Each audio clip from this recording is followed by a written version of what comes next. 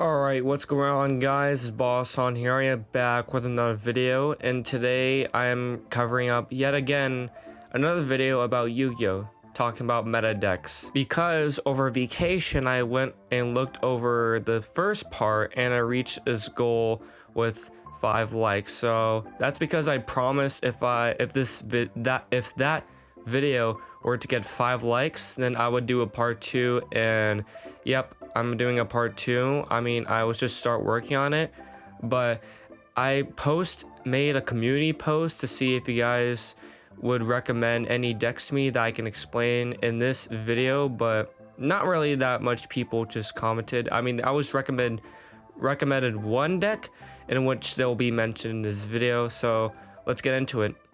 So the first deck we're going to be looking at here is Zoodiac. Now Zoodiac in question is an interesting deck that I kind of like a lot, not for the fact that they look like furries, but it's because they have their unique ability of being able to XYZ summon, which is only using one material. Not only that, but just placing XYZ monsters on top of each other.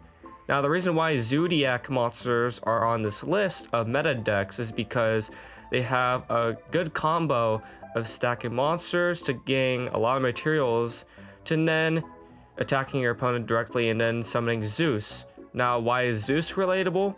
Is because you can detach 2 materials from this card and send everything else on the field to the graveyard, which is an extremely good combo if there's a lot of XYZ materials attached to this card. So like if someone is trying to combo you back, you could just say, oh no, fuck you, and sends everything else to the graveyard. A really good combo I like, but it can also potentially be negated by other meta decks that are in the category in today's modern Yu-Gi-Oh!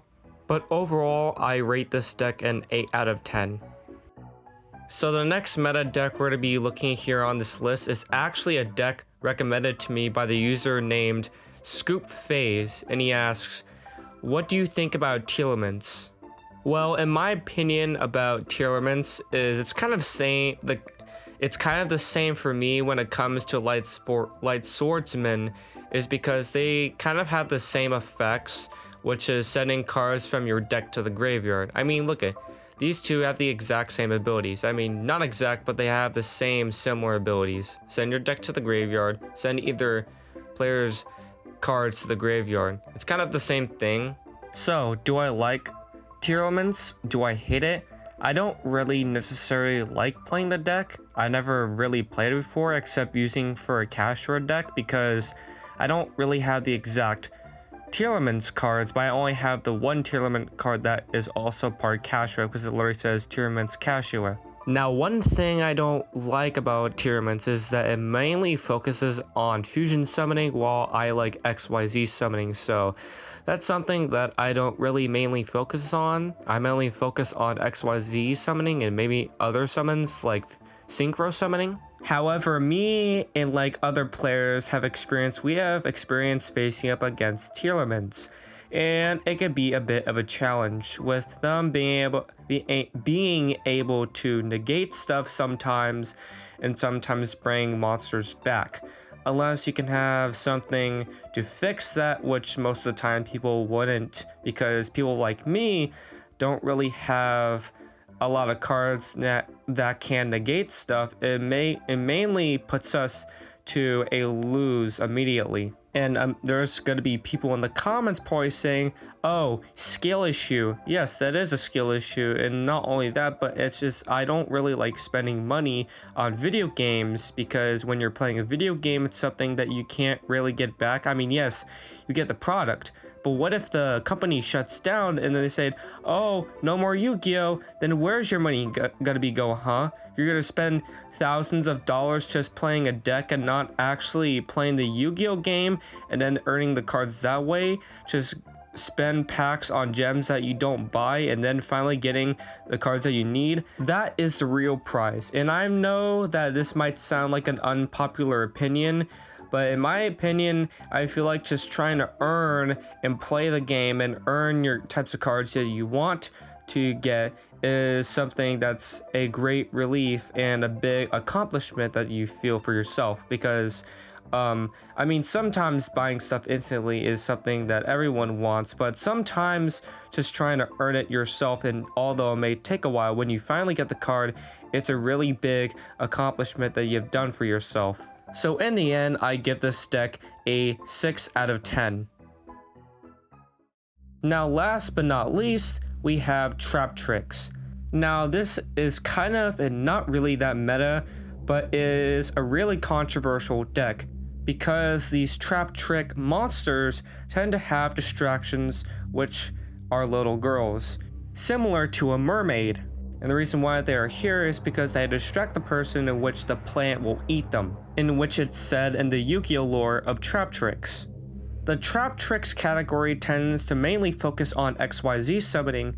Well, I already said that, but they also focuses on link summoning as well, as a few monsters are link monsters. But one of the best Traptrix overall is the boss monster, which are a group of Traptrix seeming bundling up together like an army, or act like as a shield to the rest of the other Traptrix monsters, because as an effect, which the rest of the Traptrix monsters cannot be destroyed by effects and more. And like Trealaments, this deck can be a bit of a challenge if you're someone that can play a lot of normal monsters, or seemingly doesn't have a lot of cards that negates effects. And seemingly the only way to beat the Traptrix, since they're unaffected by traps, is by using spell cards, or by just using other monsters that can negate their effects. Okay, I don't know why my voice raised that high, but overall, the Traptrix deck can be very annoying, but when it comes to playing this deck, it can be very easy when you're just speedrunning missions. I mean, you just special summon it, prevent your opponent from playing, well, unless they have some decks that can prevent you from trying to ruin their time of playing the game if you're a Traptrix player. However, in my opinion, I might play this deck, not the fact that I'm a weeb or anything, but because their ability allows you to just win the game a little bit more easier than just playing a regular deck that doesn't have that much negates, or just destroy monsters seemingly on their different types of effects. Overall, if you're a speedrunner and trying to speedrun missions, then it's most likely an 8 out of 10 if you're playing this. However, if you're a person that doesn't really like anime, then this deck might not be for you, so a 5 out of 10. So that's going to be a wrap up for this video about me talking about meta decks. I hope you guys enjoyed part 2. If you guys want to see more of this, then I'm going to be setting another goal of 7 likes this time. I know it's kind of a little bit of a lot, and that most of the time I don't really get that much views, but I'm going to have to increase the likes to let me know that you guys want to see more of this and that you guys want part 3. So if you guys want part 3 of me talking about Yu-Gi-Oh's meta decks, then this video has to get 7 likes or more to be able to achieve that goal. Besides the Yu-Gi-Oh stuff, I hope you guys enjoy this video. I know that some people don't really like that much Yu-Gi-Oh on this channel. I might move on to something else, but I'm only focused on Yu-Gi-Oh right now. It's because I really like the card game. If you guys want me to then, instead of working on Yu-Gi-Oh and want to see some Halo gameplay and me and my friends playing Halo, then I'll exactly do that here on the channel. As you can see, as me playing Halo for the background. But yeah, overall, if you guys could press the like button on this video, if either you like the videos you like, or you just like this channel overall, then I would deeply appreciate it. However, if you guys don't press the like button, then Traptrix will come to your house, and then she'll pick up all of your Yu-Gi-Oh cards that you've been collecting for the past 10 years, including all your prismatic and secret rares, which you guys don't like being robbed, me either, so I would recommend pressing the like button. That's obviously not true, because Yu-Gi-Oh stuff isn't real. It's just literally a card game. But yeah, I'll see you guys later. I'm out of here. Peace.